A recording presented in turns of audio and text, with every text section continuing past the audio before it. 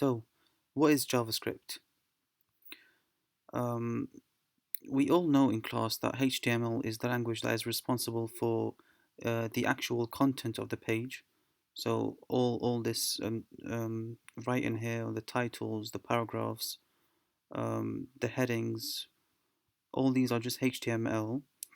The CSS is responsible for the styling of the page, so the way it looks, all the spaces around, the way the page is centered right in the middle, and all that.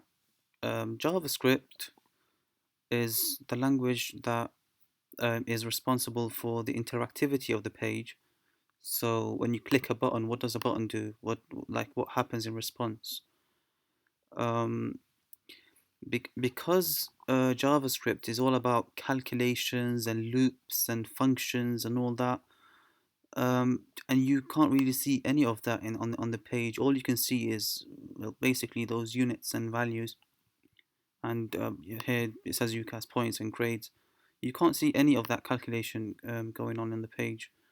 So there need to be some sort of a working area um, that shows all the process of the code that we write.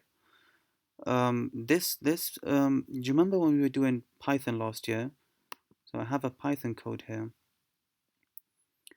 Um, the very basic code that starts with a, it's a very basic code here. Python is fun, and then it prints a 5 plus 3 statement.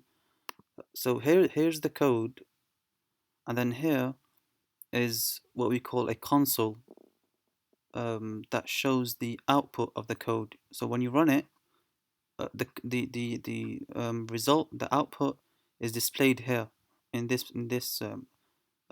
section in the console. So let's try that. Run, and here you go. It says Python is fun, and then it outputs the result of 5 plus 3. So let me just close that. In JavaScript, there's also the same thing. There's also a console for the web browser, for any web browser that you are in. If you just go inspect, I don't know if that's on Mac, I don't know on Windows really, but you should have something similar to this. What we're really interested here is in the console. Click on the console, and here you go. This area here shows the output of the JavaScript code that you write. So whatever you write, just try to display it on the screen, like step by step. Every code that you write, every line that you write, output it on the screen, print it out, just to make sure that everything is going on um, properly. Everything, there's no errors, there's no mistakes. Right.